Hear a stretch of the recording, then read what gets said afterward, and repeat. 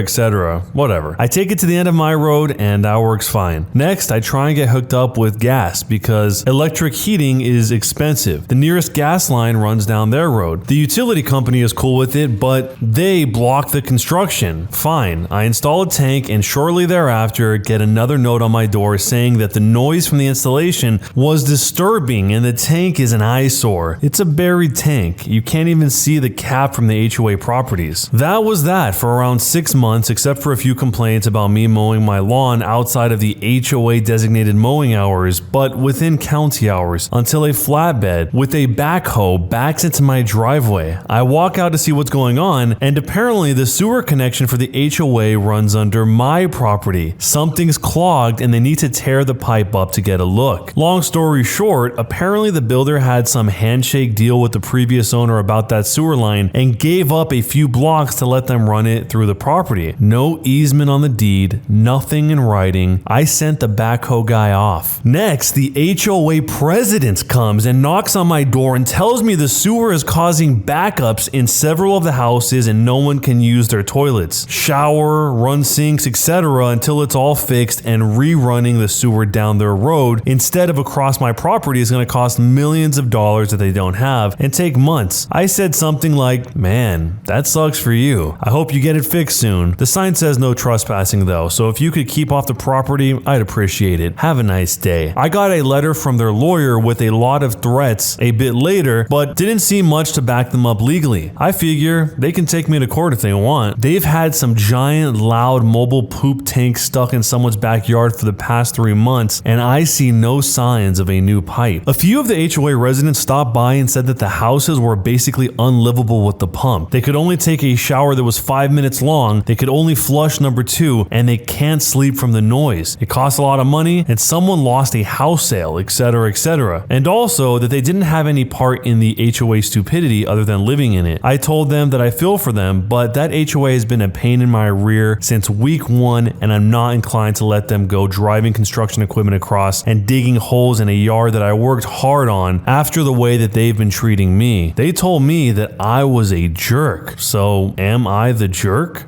This is one of those situations where the people receiving the punishment or the consequences of a situation aren't necessarily the people that did the wronging in the first place. The HOA was. They were on this guy pretty much since he first moved in, but the fact that they would be like that and not realize that they also needed something from him at the same time is pretty baffling. Maybe it really was just the single HOA president that had the handshake deal and nobody else at the HOA knew about this agreement, so they thought they could just run wild with complaints and causing the original poster here a bunch of trouble. Eventually, this whole mobile poop pump thing that they have is a temporary solution with no long-term solution even in the works is probably going to violate some sort of rule from the county, either being too loud, not being where it's supposed to be, and maybe the OP will end up reporting them for that. But again, I feel bad for the people living there that are not on the HOA. They just live there and they're kind of the collateral damage of this entire situation. So if you were the original poster here, how would you handle this situation? Would you allow them to dig up your yard to fix their sewer line, or would you handle it how the OP did here? Let me know down below and jerk or not a jerk and why. Am I the jerk for refusing to bend the rules on seeing my newborn just for one person, my sister-in-law, even if it's the only chance she's had to see him for months? I'm a 34-year-old female and I gave birth on Christmas Day. Before my son's birth and to lessen visits, me and my 28-year-old husband, made a list in October and sent it out to everyone. Some rules include up to date on all vaccines. If you feel any way sick, don't visit. Let us know a week beforehand so we can arrange a day and time. No smokers, no phone calls or visits between 7:30 and 10 p.m. You can only stay an hour. No picking up the baby without consent. No advice, no perfume or deodorant. No is no and we will not explain why. No pictures to be taken or posted on social media. If you visit the first time, you will be expected to give the mom, me, a gift card and the baby a gift from our approved list. Before you ever come, no matter how many times, you will be given a list of either food or groceries to bring with you and chores to be chosen off a list of your choosing. No more than 2 visits per week per person. It's helped to keep the visits to a minimum and no one can complain about favoritism because everyone is treated equally. Which brings me to my current situation with my sister-in-law, who's a 20-year-old female. She studies in a different part of the country and is rarely home and asked to visit last week before she had to go back to school. So we set up a date and linked to our gift list, and then we sent her the takeout that we'd like, including some chores that she can choose from. She texted back immediately saying that she's broken and she can do the extra chores instead. Me and my husband talked about it and came to the decision that if we bent the rules for one person, everyone would want the same treatment. We told her no, that we were very clear about our rules and maybe next time she could visit. She begged and said that she would even clean the whole house because it would be June before she would be home again, and we simply texted no. She didn't reply. She left this morning and we got multiple texts from my in-laws belittling us for using our child as a cash grab. My husband simply replied it was our rules and no one deserved special treatment, then told his family that they were on a timeout and we blocked them. Since then, my family and our friends have told us that we were wrong because she is a broke college student and they would have understood if we looked the other way once. We tried reaching out to his sister, but she won't reply. So am I the jerk for refusing to bend the rules on seeing my newborn for just one person, even though it was the only chance she had to see him for months? This is extreme. They're basically holding the baby hostage and nobody can see the baby unless they comply with all of their demands. They might as well write out all the requirements on a ransom letter so that they can feel like it's a themed experience when they're picking out which chores they want to do. It's one thing if you've had a baby and you say, hey, when you're over, can you help me out with this thing because it's been really difficult for me, versus give me money, give me chores, give me money and chores. And I feel bad for the 20-year-old sister-in-law because she probably doesn't have money. She's not lying about that. She even offered to clean the entire house as a way to balance it out to make the OP here, the original poster, happy. Maybe the OP and the husband here were really counting on cash coming in order to execute whatever plans they had, which is something that you kind of hear from time to time about weddings, where people are really counting on a bunch of cash from their wedding in order to finance whatever it is they're trying to do, like a down payment on a house or just pay for the honeymoon. You just don't really see that happen as often with restricting who can see your baby. So if you were the sister-in-law in this situation, the one that got denied from seeing the baby, how would you have handled the situation? And let me know down below, jerk or not a jerk, and why. My entitled neighbor stole my cat, tried to bleach my cat so that we wouldn't know that it was still our cat, but surprisingly enough, the cat is the one who got revenge on the entitled neighbor. Our cat gave the entitled neighbor permanent nerve damage and led a trail straight into her house so that police would find everything they needed to press charges. Here's how it happened. Subscribe to Am I the Jerk on YouTube and hit the bell to turn on notifications. My older sister had this awful, terrible neighbor who had a serious fixation for my sister's Seal Point Siamese cat. I'll call this neighbor CN for crazy neighbor, and I call my sister Sis. CN, crazy neighbor, was a black-haired, plump, 40-something divorcee who annoyed everyone in the neighborhood. She had zero understanding of boundaries and liked to come over to people's homes, barge in, look, snoop around, opening drawers and cabinets and touching their stuff. Once she even went into someone's fridge and grabbed herself a ginger ale. Then she got mad when the homeowner took it back. If you left your door unlocked, either the front door or the back door, for more than 10 minutes, chances were that she'd just come right in. She stole yard decorations from other people's yards and had been caught on more than one occasion pocketing something that she'd snagged off a mantle or a table of a house that she'd invaded. And she would always throw a tantrum when she got busted. Cops had been called on her many times, but she was good at being pathetic, so most people didn't press charges. Unfortunately, this only made her bolder. Basically, she was the entitled lady of the neighborhood. My sis was, unfortunately, one of her favorite victims. She'd come over without calling, barge her way in, and